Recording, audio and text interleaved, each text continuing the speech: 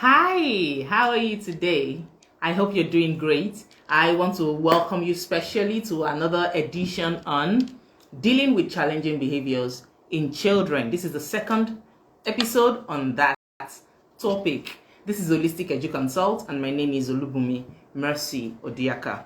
All right, last week we tried to lay the foundation, trying to explain what challenging behavior means, some examples of challenging behaviors, how teachers see it, how parents see it, and what those children think about this particular behavior that they exhibit. Okay, today we are not going to take too much of your time. We're just going to talk about some of what trauma. We're talking about what trauma is, and then we'll talk about some brain theories that explains this children's behavior. Before I do that, somebody reached out to me last. So many people reached out, but this particular person actually caught my attention, and I'm going to read what he said to you. He said, "When I was growing up as a child, I was molested consistently by our maids and compound girls that were bigger than me in age. I felt bad with what they were doing to me, but I couldn't explain the acts appropriately to anyone around me. At a point, I got scared of coming out to play because I would see those girls, so I was always glued to my mom in the house, that whenever she's going out, I will be crying to follow her, even when I wasn't the last born. Just because I know what those maids and big girls would do to me once mom and dad steps out of the house, just because I know what those maids and big girls in the compound would do to me once my mom and dad stepped out of the house, I was always with my mom. My mom did not see these changes, neither did my dad see these changes. They just felt I was just behaving like a spoiled child, but actually he was avoiding those big girls and the maids. Why? They were molesting him, but he could not describe it. He could not explain it. Like I said last week, some of these children do not know how to express it explicitly. They don't know how to explain to you what is going on. But they know that they're not feeling very comfortable with what is going on. So instead of talking, they act it out. Not that they deliberately act it out, but unconsciously their behavior changes because a lot of things go on in their mind at that time. That is why we're going to look at some brain activities in some challenging behaviors in children. All right, so when children experience situations like this, we can liken their experience to traumatic experiences. Now, it is traumatic because it brings fear. It brings a sense of being threatened, and sometimes intimidation. They get intimidated. So we can liken it to a traumatic experience. Like I said last week, when your children experience war, when they experience forced immigration, when they experience death of loved ones, or they feel unloved, these things actually breed fear in them, and it gives them some kind of low self-esteem.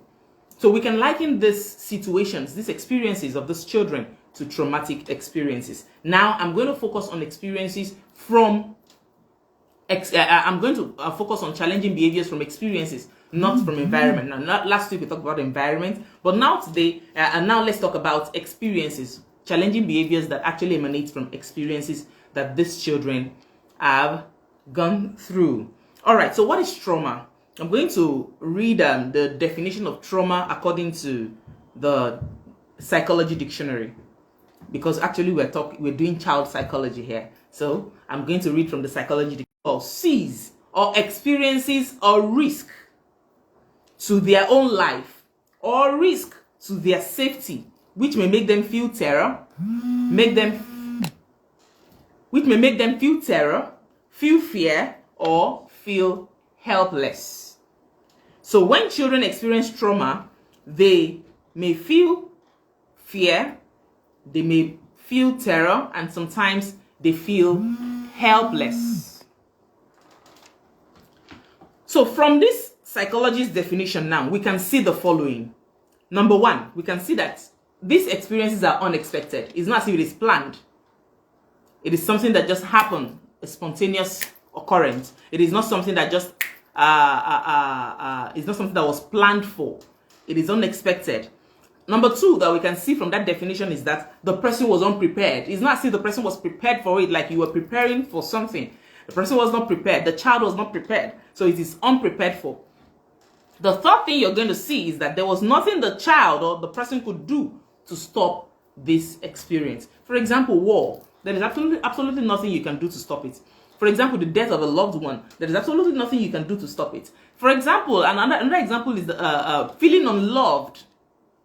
So it is in this definition, you can see that it is not something that person or that child could do anything about. Now, number 4 from this definition, we saw that it creates strong feeling of fear, powerlessness, helplessness, and terror. When you see children begin to act scared, something is wrong.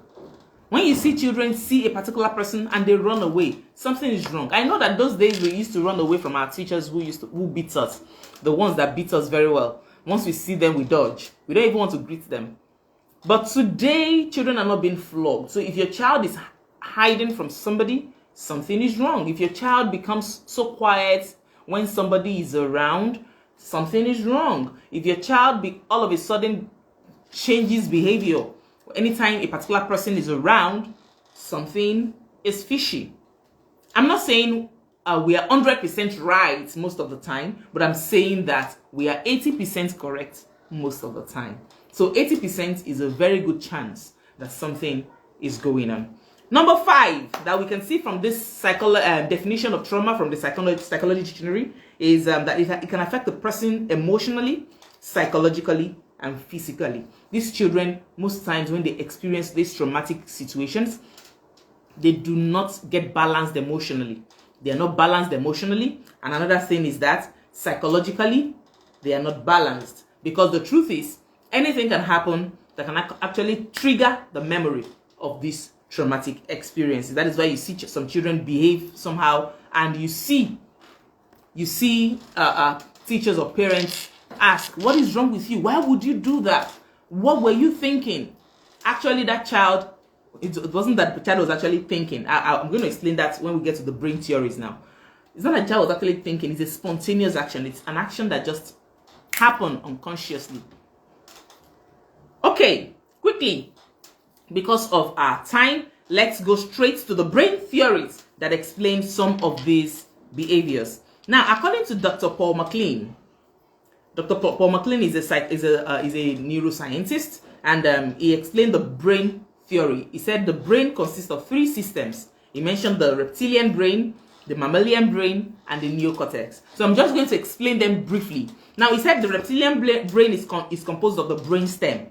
Now, this layer of the brain does not learn very well from experience, but is inclined to repeat instinctual behaviors over and over in a fixed way.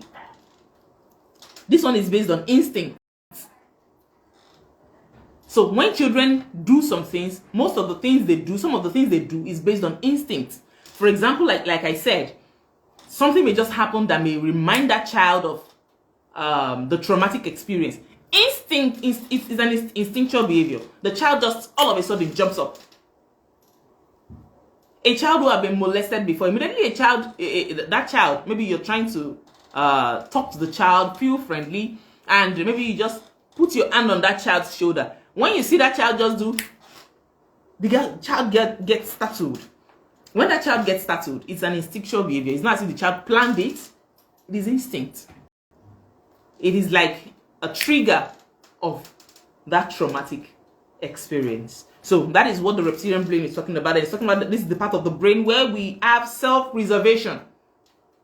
Aggression is here too. So it is that part of our subconscious mind. You know, a lot of things happen to people and they just brush it aside. Even adults, sometimes we brush it aside. We feel I can hide it. So we tend to hide it under. We just want to hide it. So we brainwash ourselves that it never happened. It never happened. So you hide it. So it is part of your subconscious mind. So you don't need to think rationally. Rather, you do an instinctual work. You have eaten this thing. But all of a sudden, if something happens, if a situation comes up, if something just happened unplanned for, and it triggers that memory, you act in response to it. Why? It is in your subconscious mind. You actually didn't forget. You just try to bury it. So it is in your subconscious mind. Now let's talk about the mammalian brain. That's the second brain system that Dr. Paul Mclean talked about. He said this consists of primarily of a system of brain parts called the limbic system. I may not be able to explain these things properly because actually I'm not a doctor, but I will explain it as much as I can. Now, he said this system has a major role to play in human emotions. This has to do with emotions. It has to do with your emotions. So this is the system responsible for our response to danger, our response to reproduction and natural needs, and also our response to acquisition of food. Yeah, I gave an instance last week of putting a big bowl of food in front of children. This has to do with, I think this is where the amygdala comes in, where you have the fight or flight response. Even among adults, you see this amygdala come to play. When something just happened, once they're startled, is either they fight or they flee. Is either they fight or they flee. I think there's some neuroscientists even categorize into three parts. That's the freeze, the flee, and the fight. So it's either you freeze, you just freeze there, not knowing what to do, or you flee, or you fight. So it is freeze, flee, or fight. So it comes to play in children as well. When there is a trigger of this traumatic experience, is either they freeze, they flee, or the fight. The third one is the neocortex. This is where the thinking comes in, the rational thinking. This is the part of the brain that does the intellectual task. So for some children, when this memory is triggered, they are able to control it, they are able to think about it, think about what to do, think about their actions, but not everyone will be able to do that. That is why we say that when you encounter children or even adults that have behaviors different from you and they are convinced about this behavior, hello, it is not time to tell them it is wrong. It is actually time for you to try to empathize, try to put yourself in their situation, try to see yourself in that situation they are in and see if you act, even if you act differently. You should understand that we can all not act the same way. So that is where your understanding comes in, understanding of what is going on with them. So you make sure that when things like this happen, you see them in your children, you see them in your learners. What you should do is that you understand that something is going on, something led to this belief, something led to this reaction, something led to this action. People do not just act. Just like one of my mentors will say, BC Akonde to be precise. It will tell you that people will do better when they know better. So the fact that what you're doing now seems better to you, that doesn't mean that somebody else is not seeing it as not being better. So another person has a better one than the one you are thinking is better. So when we all know better, we will do better. And when we know one now and we act on it, the truth is we keep unraveling knowledge. We keep getting more knowledge. So instead of you shouting those children down, instead of you telling them, why are you behaving this way? Come on. It is time for you to actually study them, understand them, talk to them in a very calm manner. Next week, we're going to look at some ways that children actually bottle these things up. Not even just children. I think next week we're going to focus on both adults and children, so that you see how we bottle these things up. Now, somebody mentioned something to me during the week that no, you know it all. I had to tell the person I don't know it all. I had to venture into all of those things because I have children too, and I am a teacher. So I have seen students, I have seen learners, I have seen pupils, I have seen children who act in a particular way. And when you ask them, why did you do this? They always have a cogent reason why they did what they did. So that actually made me begin to make research. Why do children behave the way they do? Why do they have have this conviction that what they are doing is right. And that was where I came to the discovery of the fact that their environment, their experiences actually shapen these behaviors. So I hope you've been able to pick one or two things today. If you've not picked anything, I think you should pick the fact that we have three brain systems. We have the reptilian, that is the one that has to do with adaptation. We have the mammalian, that is the emotions, the one that deals with emotions. Then we have the neocortex, that's the one that deals with rational thinking. And this theory is by Dr. Paul Mclean. He's a neuroscientist. You can Google and check, know what you can study further, read further on what he says about this brain system. I'm going to sign out now and allow you to think about what I just said, that when people know better, they will do better. It is not time for us to condemn people's behavior. It is time for us to study it and know how to relate with people. Thank you so much for your time today. You can follow us on Instagram, follow us on Facebook, follow us on YouTube. You can click the like button or follow us on YouTube as well at Holistic Edu-Consult. Holistic, that's WHOLISTIC, then Edu-Consult. Holistic Edu-Consult. Thank you so much for your time today. I hope you put everything you learn to use. Remember, to learn is to grow, and growth is inevitable. You don't grow until you put all you have learned to use. I say bye for now. Have a beautiful weekend.